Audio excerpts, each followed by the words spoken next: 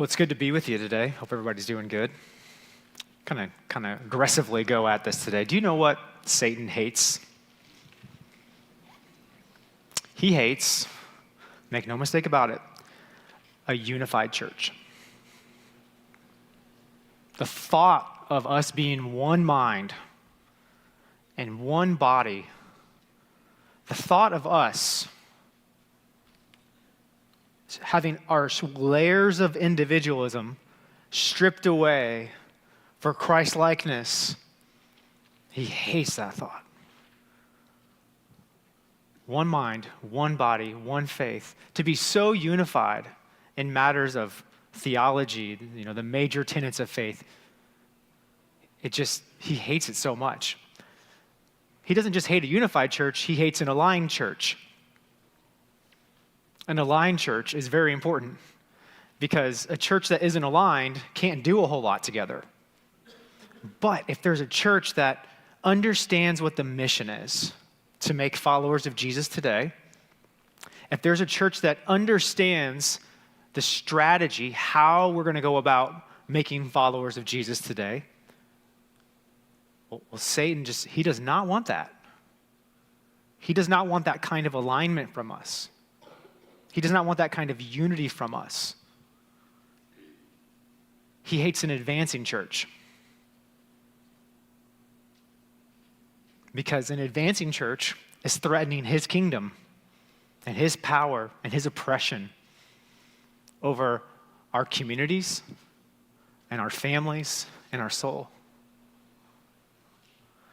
And make no mistake about this, we have been experiencing a tremendous amount of growth, a tremendous amount of advancement as a church over the past several years. I mean, hundreds and hundreds of people have started calling First Christian home, and we're so thankful for that, and all the glory to God. But make no mistake, he hates that. And anytime there's growth, it causes tension. I know, because we've been an advancing church, there has been thoughts, divisive thoughts, frustrated thoughts. Am I right? We ought not be surprised about that because he hates an advancing church. He also hates a trusting church, which is what has to happen if we want to continue to be an advancing church, is we have to trust each other. We have to have a bond of trust, a brotherhood, a sisterhood, in order to maintain this advance. Especially, there needs to be a trust between the body of Christ and its leaders. If there is a threat to that trust, it hinders the body. It hinders what we're doing. And so maybe at some point, you've had a thought that was a suspicious thought about a leader, or a non-honoring thought, right? And at the very same time, the leaders of the church, well, we need to be leading out of what is in the best interest of the body, not for ourselves, willing to lay down our lives so that the body can thrive. And so if you're a leader in the church, an elder, a staff member, a group leader, you have influence here, have you ever, got that switched around where you go, no, this is my project. This is how I want it to look and how I want it to be. This happens all the time, and it's been happening for centuries. And the secret ingredient to the church overcoming the gates of hell is always going to be love. Are we a loving church? Like, when there's a little bit of uncertainty or suspicion or lack of clarity about something, do we speak the truth in love to each other? When we disagree, because we do we have a way to deal with that disagreement quickly? Are we a loving church? Do we offer grace more than we complain? And at the very same time, we're not shying away from having honest and helpful conversations. Satan wants to take us down. He does not want this church to thrive. He does not want it to be unified, aligned, advancing, trusting, and loving. Psalm 133 verse 1 says, "How good and pleasant it is when God's people live together in unity." So, how are we doing? Are there any disagreements that are unsettled? Is anybody in the room carrying any bitterness or judgmentalism towards anyone else? How are we doing? Are we living together in unity? You see, Jesus will build the church, and the gates of hell will not prevail. Jesus is reminding us that we are on the offensive. But that does not mean Satan will not try to oppose us. He's on the defensive, and it's his last stand. We have cornered him into his kingdom, into his last stand, and we've been talking in this series about 4 gates. What are gates? Gates are strongholds of defense, heavily fortified areas of like an ancient city-state. And last week, we talked about gate number 1. He's going to try to slow the advance of the church down because he's going to create a disconnect between what you say and what you do. That's number 1. He's fine if you confess him as Lord and all of that, but just don't think about living under that confession. He's cool. Be comfortable with the gap between what you confess to believe and how you actually follow. That's gate number 1, and we've exposed that. And hopefully, it's been challenging you. And hopefully, we can continue to keep that gate from having influence in our lives. Now, essentially, that gate is all about this. I want to try to make Christians comfortable with opposing God's will. If Satan cannot succeed in that, if our adversary, our opposer cannot succeed in that, he will try gate number 2, to divide us against one another. If he can't get us to oppose God and disagree with God, what's he going to do? He's going to try to get us to oppose each other.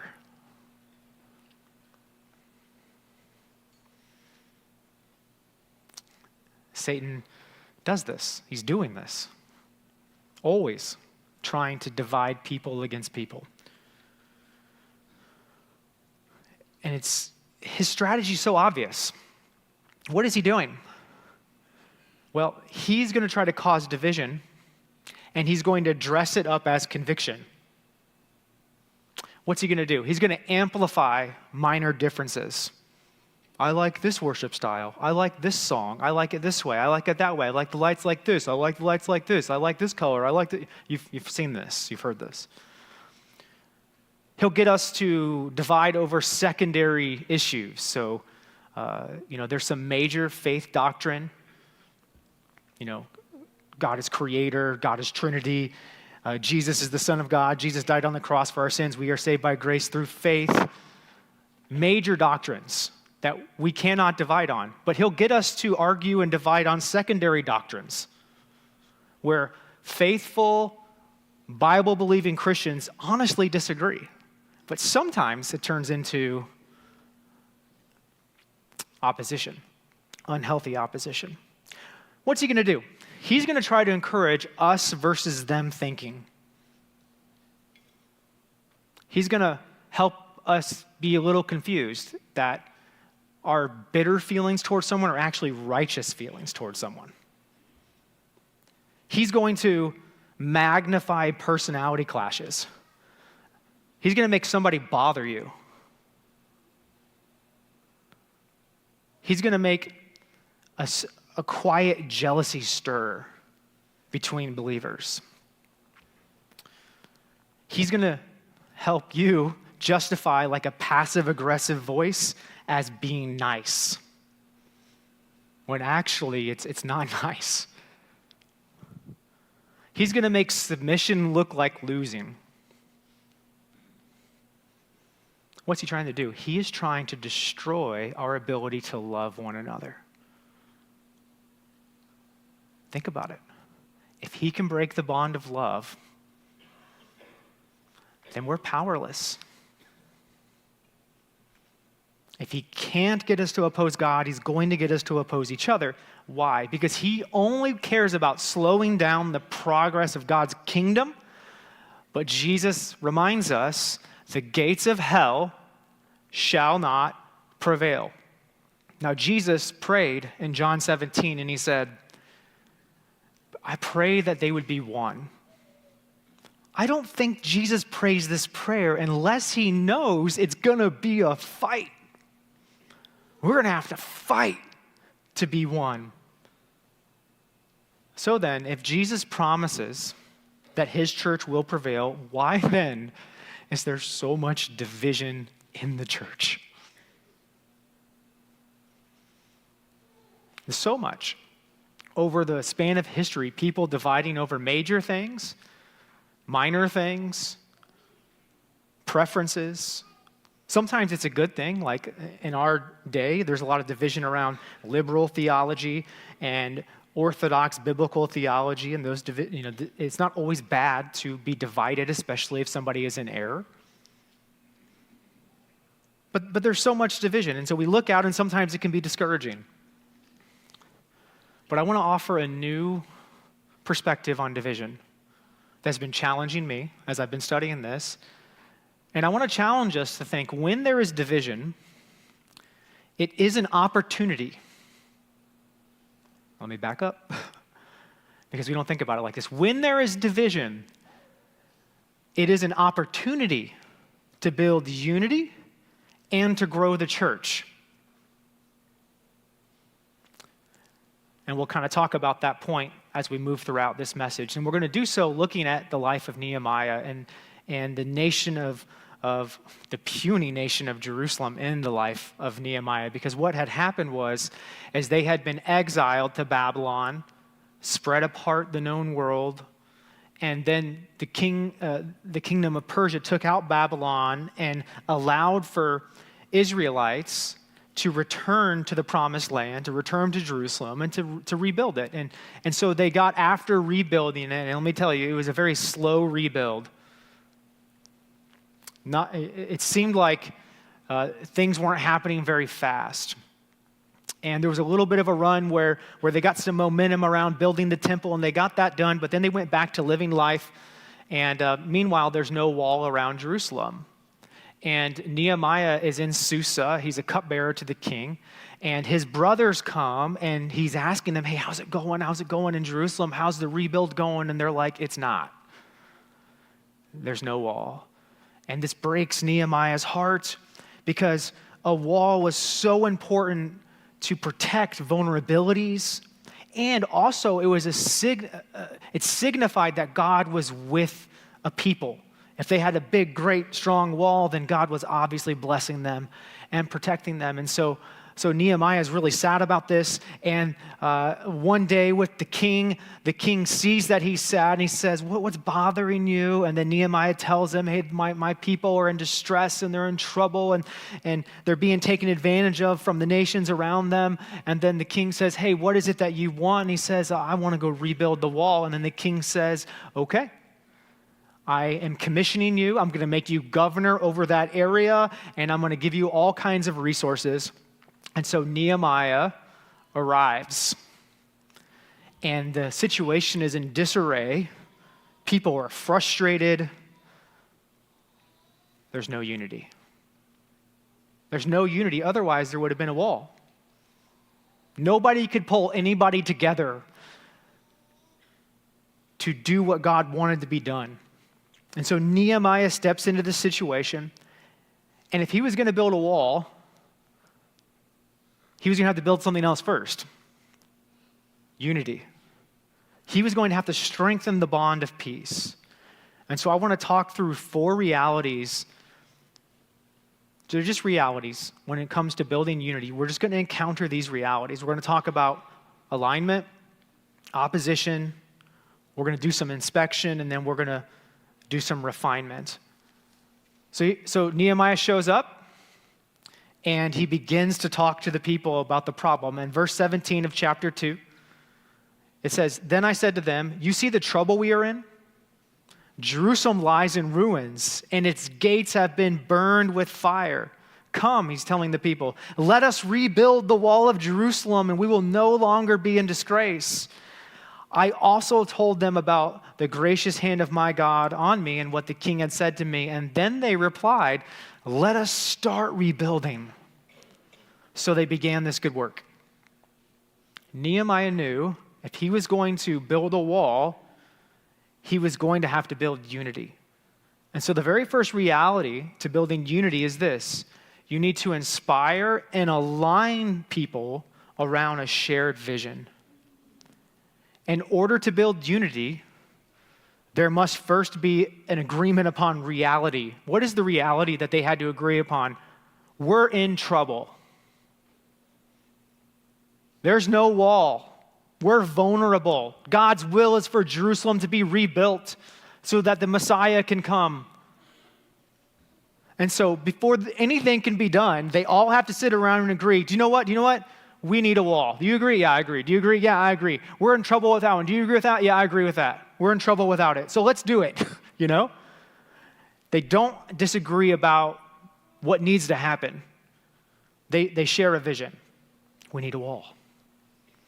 And at First Christian Church, the way we word our vision here, the future picture we want to see, the reality we want to be true, is we imagine our church to be a Christ-centered, compelling church for everyone.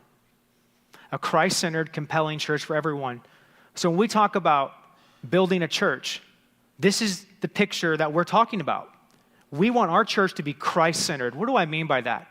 I mean that there's no other foundation but Christ. There's no solid foundation but the true gospel. We will never walk away from the biblical foundation and the biblical truths, no matter what culture says. Because if God's going to build his church, it's going to be a Christ-centered church. We'll never compromise. Not one time. We're going to be Christ-centered. We also want to be a compelling church.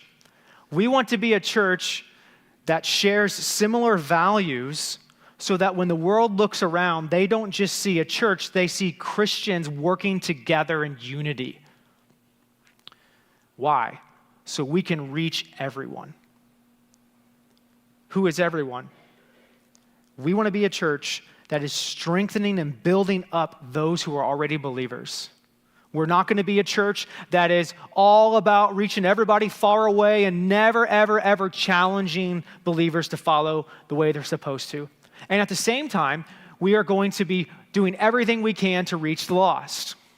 And we're going to hold that tension. We are going to speak the truth in love. We are going to build up disciples, and we are going to go reach disciples. I can't think of another kind of church I want to be a part of. I don't want to be a part of a church that's a holy huddle where we reach no one. And I also don't want to be a part of a church that is barely standing on any truth. And anybody's a part of it. Hey, you're a part of it, great. You believe in God, kinda? Sweet, come in. No, a Christ-centered, compelling church. This matters so much because we are not just believers, we are followers. And because we are followers, we believe that everyone needs Jesus. And everyone is welcome. And everyone needs someone. And everyone deserves our best. We want to have a Christ-centered, compelling church for everyone. Oh, and by the way, I am here to serve. We are not here to sit and consume. We've got enough avenues in society to consume. You want to consume, just go find something online. But this church will be built when everybody serves. It's part of God's vision. It's part of who we're going to be. Now, most of what I said you probably don't have a problem with. Maybe you have a few questions, and that's good. That builds unity. But typically where churches struggle is not disagreeing with what we're building. It's how we're going to do it, right? Isn't that always a problem? Isn't that always what the argument's about? Not what. We all have the same what. We want this picture. But sometimes we disagree with how we're going to do it. It's an alignment issue. You can have a church that has alignment on core beliefs, but disalignment on how we go about doing church together. And that can create division. Style of music, the role of leadership. I think we should do this ministry. No, I think we should do this ministry. No, I think we should do it this way. No, I really like doing it this way. Most division in the church happens, in a church that's theologically aligned, happens when there's a lack of alignment on how we do church together. Think about a marriage for a second. It's a beautiful thing when a man and a woman is gazing into the eyes of each other, and everybody in the audience is looking at what they're doing. What are they doing? Well, they're dreaming of a perfect marriage, you know? And they're there because they believe in the cause, and we want to get married, and we want to spend the rest of our lives together, and we're all watching, and we're all hoping and praying that it turns into what that is. And what's happening? Both the groom and the bride have a similar vision. We want a great marriage. And then 18 months down the line, they're arguing and fighting over what? Not the vision. They both want a great marriage. What are they doing? They're now arguing over how to have a great marriage. And maybe, and particularly, it's on the issue of finances. One person wants to spend, the other person wants to save. The one person wants this approach, another person wants this approach. Now, we all somewhat get that example. And here's why I brought that up. Because we need to know what division is if we're going to talk about it. Division occurs when there are two different visions. And because there's two different visions, you have two different people seeing two different things, and it's pulling you apart. It's tearing you apart. Why do marriages divide? Why do teams fail? Why do nations unravel? And why do churches split? Two visions. And the enemy wants to use division to oppose progress and to create pain and anything that God is bringing together for unity. But what if every time we divide or every time we oppose one another, what if it's an opportunity to build unity? What if we disagree? All that means is we just need to communicate. What if we have a massive opportunity in the church to grow our communication so we can build alignment? See, to have unity in any family, any marriage, any organization, any team, even in a church, you have to have alignment. You have to be building the same thing. And you have to be on the same page with how you're trying to build it. That's reality number one. Reality number two is when you're trying to build unity, you need to expect opposition. Expect it. And we don't like that part. We'd rather be no opposition. We expect opposition to cause division. Do not think that once you have it figured out and everybody's on the same page, that everybody forever and always will be on the same page. You must expect opposition. As soon as the people unify, they say, let's build it, let's build the wall. Yeah, we'll be out of trouble. I want you to watch and see what happens. An opposer, opposition, steps in. Nehemiah chapter 4, we're going to read most of the verses in Nehemiah chapter 4, so go ahead and turn there. I'm going to start with 1 through 3. When Sanballat heard that we were rebuilding the wall, he became angry and was greatly incensed. He ridiculed the Jews, and in the presence of his associates and the army of Samaria, he said, What are those feeble Jews doing? Will they restore their wall? Will they offer sacrifices? Will they finish in a day? Can they bring the stones back to life from those heaps of rubble burned as they are? Tobiah the Ammonite, who was at his side, said, what are they building? Even a fox climbing up on it would break down their pitiful wall of stones. Anytime we're trying to unify, especially unify in the church, expect opposition.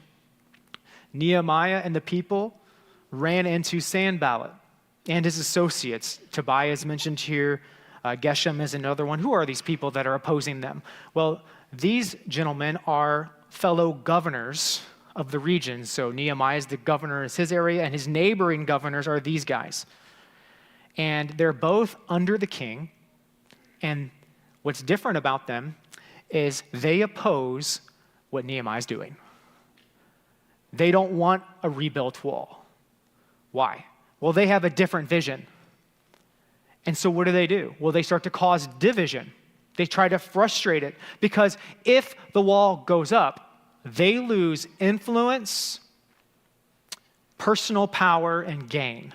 They had it all set up in such a way that they were prospering, and so they do not like this vision. And anytime we're trying to do anything and unity is being attacked, the opposer's there. And so you have to think about, what is it that opposers do? Well, opposers always taunt the work. They always, rather than be encouraging, they always are a little bit discouraging. They always go, what is that? Are you really going to try that? Is that really going to work?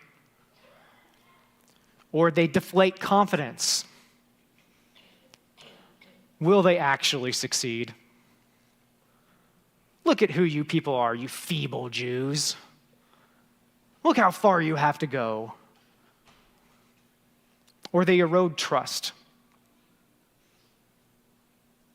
Can they really do this? That person's not trustworthy. That person has a false motive.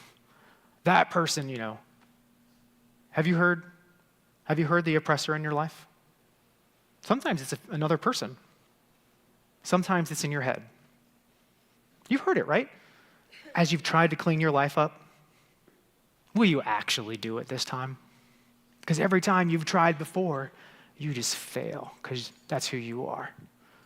Or maybe you've heard it as you've tried to align your marriage. Will they actually align this time? She's never going to change. Maybe you've heard it as you try to get along with others at work. They're never going to listen. They're not capable. They don't care. Have we heard it as we've tried to do church together?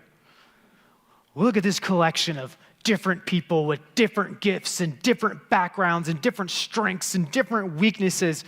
You guys can't unify and build something together. Do you hear it? If we're not careful, we'll mistake sometimes disagreements as division.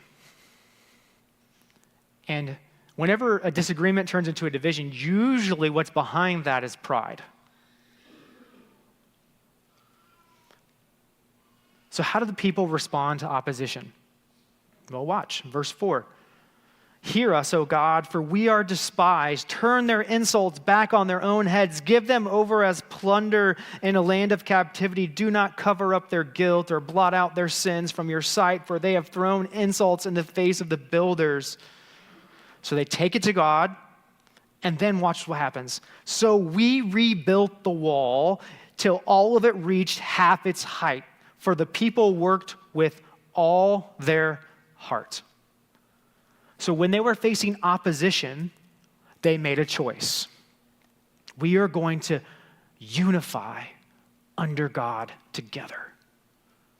And then what happens?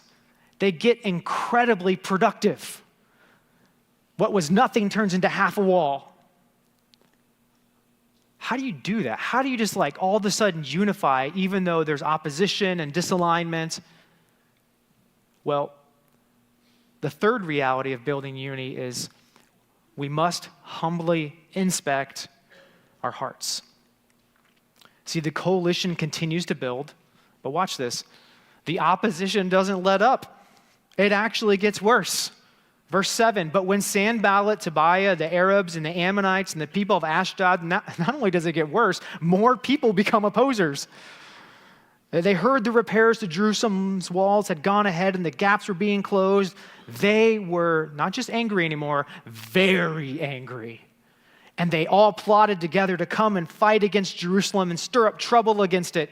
But we prayed to our God and posted a guard day and night to meet this threat. Meanwhile, the people in Judah said the strength of the laborers is giving out. So this opposition is somewhat being effective. People are wearing out, and there's so much rubble that cannot rebuild the wall. Also, our enemies said, before they know it or see us, we'll be right there among them, and we'll kill them, and we'll put an end to the work. So oftentimes, when we try to unify against opposition, in any context, it's only going to be stronger opposition. Don't be surprised. It's going to come after that. And in any situation, in any church, any marriage, on any team, you at this point have to humbly inspect your heart. What do I mean? Well, sometimes we are the ones that are causing unhealthy opposition to alignment in our marriage or alignment in the church or alignment on a team. Sometimes we're the ones growing more angry. Sometimes we're the one devising plots. So we need to ask. We just need to ask our hearts right now. Think about the church, if it applies to you. Think about your marriage, if it applies to you. Think about anyone in your family or anyone at work. Am I contributing to unity? Or am I causing division? How do you know? Well, do I gossip? Am I subtly trying to turn someone's opinion against someone? Am I too resistant to change? Am I too persistent to change? Am I kind of passive-aggressive? I'm just kind of insinuating and saying and laying out, but I'm not really saying it. Do I pay lip service to anyone? But in my heart, I don't really mean what I say. When someone makes a mistake, whether it's in the church, on a team, in a marriage, do I give grace? When I don't have all the info, is my first reaction to assume the worst about someone and what they did and why they did it, or is my first reaction to trust them? When you feel divided, what do you need to do? You need to ask this question. How can I strengthen the bond of peace? Division does not have to divide if we choose to strengthen the bond of peace. Watch what happens next. Verse 12, then the Jews who lived near them came and told us 10 times over, wherever you turn, they will attack us. So they had this plot. They were going to just start killing the builders. Therefore, so Nehemiah receives this information. Therefore, I stationed some of the people behind the lowest points of the wall at the exposed places, positioning them by families with their swords, spears, and bows. After I looked things over, I stood up and said to the nobles, the officials, and the rest of the people, do not be afraid of them. Remember the Lord who is great and awesome, and fight for your families, your sons and your daughters and your wives and your homes. He's calling them to unity. When our enemies heard that we were aware of their plot and that God had frustrated it, we all returned to the wall, each to his own work. From that day on, half my men did the work, while the other half were equipped with spears, shields, bows, and armor. The officers posted themselves behind all the people of Judah who were building the wall. Do you see what's happening here? What's happening is this threat of division is actually creating more unity. Keep watching. Those who carried materials did their work with one hand and held a weapon with the other. And each of the builders wore his sword at his side as he worked. But the man who sounded the trumpet stayed with me. Then I said to the nobles, the officials, and the rest of the people, the work is extensive and spread out, and we widely separated from each other along the wall. Wherever you hear the sound of the trumpet, join us there. Our God will fight for us. So we continued the work. Division can refine vision and grow unity and build unity. Division, divisive things, can actually create a unified rally cry. It can help us get each other's backs when we feel threatened, which is what they did. They were guarding each other as they did the work. You had people working, and then you had this other group of people watching to make sure nobody was coming at them. They were completely aligned. See what happened? The work was getting spread out. There was vulnerabilities in the wall. When division came and opposition came, it actually allowed Nehemiah and the leaders to see some of those vulnerabilities, to create honesty about the challenges they were facing, and then change their strategy or improve their strategies so that they can continue to build the wall. One of the biggest things that happened is it improved communication. Did you see that? There's people that were so spread out, they weren't connected anymore, and then they created a system to rally everybody together if they needed to defend each other. Sometimes division causes discernment. Not every opposition is bad. It might be an opportunity to grow in unity. When Nehemiah and his team of people were opposed, they became stronger and more unified. In Acts chapter 8, when the church was heavily persecuted, it scattered and grew. In Acts 15, when there was disagreement over, how much of the Jewish law Christians should practice, it actually drove a conversation for clarity and growth. In Acts chapter 16, when Paul had a sharp disagreement with Barnabas over John Mark and his ability to lead alongside of them, do you know what happened? They split. And now we have 2 missionary teams instead of 1. More people reached. And that divide was healed later on. When the Reformation happened, it wasn't intended to happen. Martin Luther didn't want to start a new church denomination. He simply wanted the church to be built on biblical principles. And because of the resistance of that, Protestantism was born, the multiple denominations that you see now. And do you know what's happened as a result of that? The explosion of evangelism. And the gospel spread all over the world. What sometimes looks like a divided church is actually an advancing church. Did you know right now? And some of this I'm about to share with you is overflowing from a conversation I heard Rick Warren, who's one of America's most famous pastors of the last 50 years, said. He said, sometimes we think that we're not really doing so well as a church. And it's very encouraging to me when he reminded me that right now, worldwide, we may not be the same brand of Christian. We may not agree about every secondary issue, but generally, is Jesus God? Did he die on the cross? And is he coming back? That's about 2.5 billion people that would probably say yes to that. So the amount of kingdom people, potentially, in the world is China, Europe, and America. It's more than that population. Sometimes we don't feel like the church is advancing. But it is.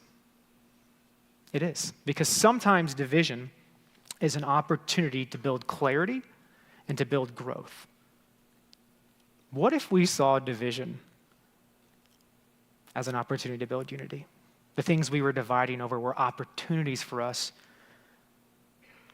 to get closer and more aligned. Well, listen to what Ephesians 4 says. As a prisoner of the Lord, then I urge you to live a life worthy of the calling you have received. Be completely humble and gentle. Be patient, bearing with one another in love. Make every effort to keep the unity of the Spirit through the bond of peace. Why? Because there is one body and one Spirit, just as you were called to one hope when you were called. One Lord, one faith, one baptism, one God and Father of all, who is over all and through all and in all. Recently, I was listening to a sound bites from a post-game situation where you had one team, one football team, that was significantly better than the other football team, and everybody picked this football team. and they lost the game. And at the end of the game, 3 of their key players were captured saying very similar things. You know what they said? Well, we just didn't play well, and it just seemed like, they had more energy tonight, and they wanted it more. 3 of their key players all saying they wanted it more. As Christians, may we never let the reason to not have unity be because we did not want it more. May we make every effort for unity. How can we strengthen the bond of peace? Well, Paul says, live out your Christ likeness. Live a life worthy.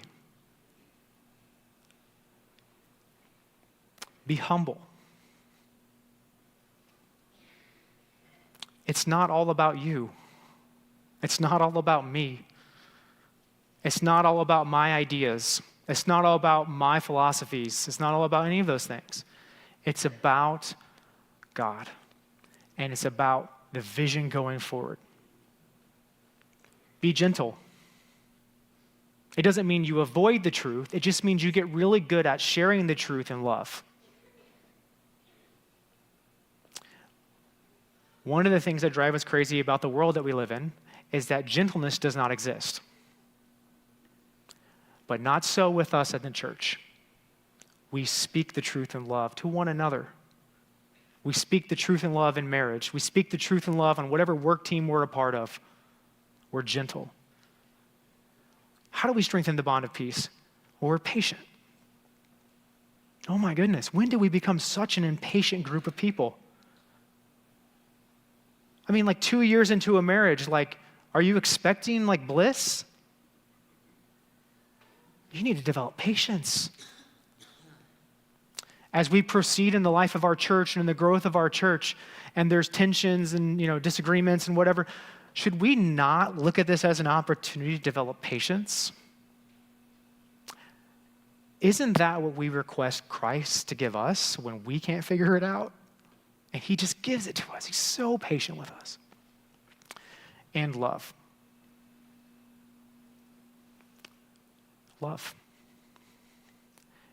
If Satan can rob our heart of the feelings of love towards one another,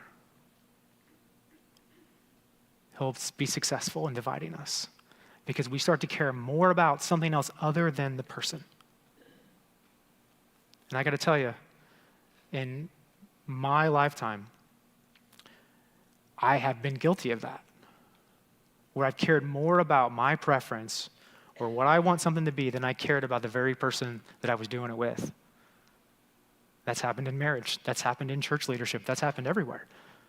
But may we wise up to what's happening. He wants to destroy our ability to love one another. And so I ask, who do you need to be humble with? Who do you need to be gentle to? In your heart as well. Not just with your lips. Away with the lip service. That's false unity. That's lying. That's hypocrisy. It's divisive. Who do you need to develop more patience for? Is it possible that you're wrong? That goes back to the humility part.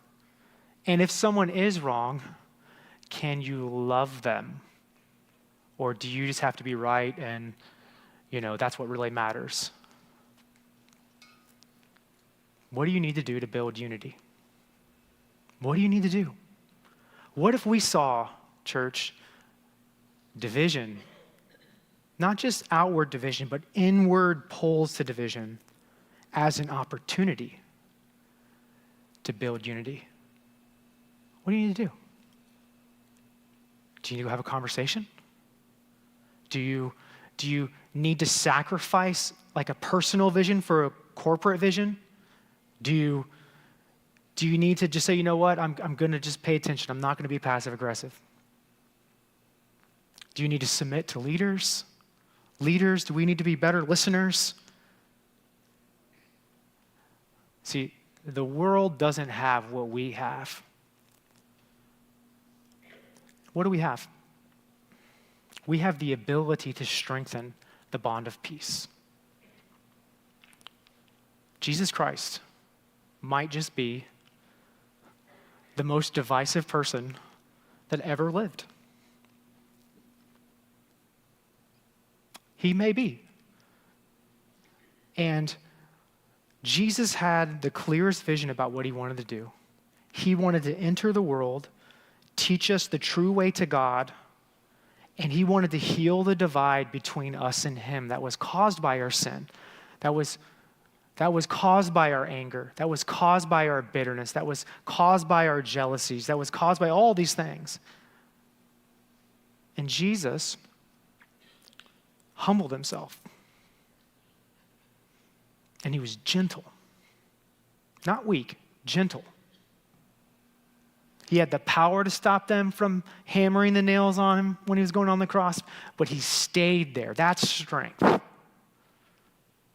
He had patience to endure that pain, to allow himself, his whole life to be emptied out so he can make us one. We have the answer. If we want to have an advancing church, we must recognize that Satan's going to try to get you to oppose God.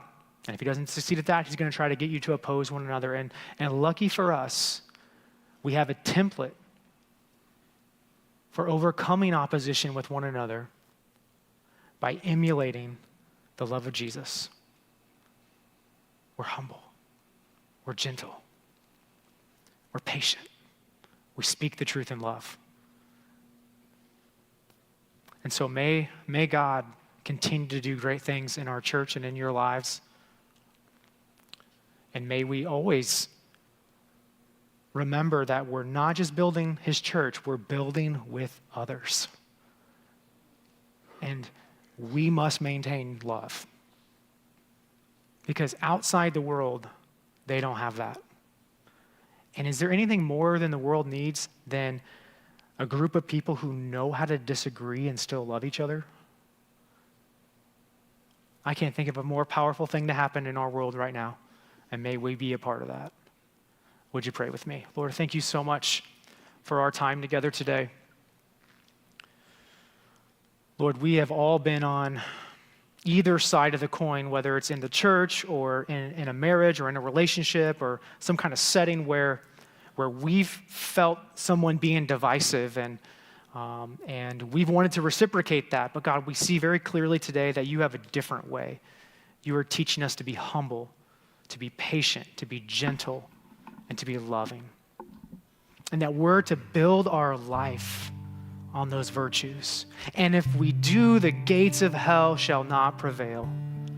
And so, God, I pray that we would do that. We would be your people. We would rally under the banner of building the church. You would heal any divides. And God, you would overthrow the true opposition. We are not in a battle against flesh and blood, but against principalities and powers in the heavenly places. And we acknowledge that today. And today we proclaim victory over our true foe. In Jesus' name I pray. Amen.